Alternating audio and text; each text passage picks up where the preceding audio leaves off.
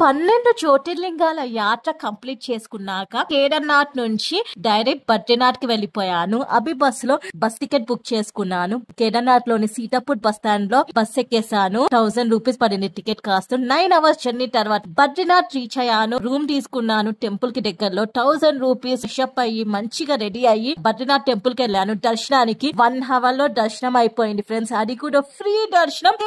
మానా village వెళ్ళిపోయాను. బద్రీనాథ్ నుంచి మానా village కి షేరింగ్ టాక్సీస్ ఉంటాయి. 50 రూపీస్. అక్కడ అద్దరిపోయే బ్రేక్ఫాస్ట్ చేశాను. అక్కడ నుంచి నడుచుకుంటూ సరస్వతి నది పుష్కరాలకి వెళ్ళాను. దారిలో గణేష్ గుఫ, కేశవ సంఘం, గేట్వే ఆఫ్ హెవెన్ కనిపించాయి. అవన్నీ చూసుకుంటూ సరస్వతి నదిని దర్శనం చేసుకున్నాను. సరస్వతి నది ఫ్లో చూడండి ఎంత గట్టిగా వస్తుందో. పక్కనే సరస్వతి టెంపుల్ కూడా ఉంది. దర్శనం చేసేసుకుని పుష్కరాలని కూడా ఎంజాయ్ చేసి రిటర్న్ వచ్చేసాను. గాయ్స్, ఫుల్ వీడియో చూడాలనుకుంటే నా యూట్యూబ్ ఛానల్ రేవతిక అడ్డాలో రిలీజ్ అయింది. లింక్ బయోలో ఉంది. ప్లీజ్ వాచ్ చేసి షేర్ చేయండి.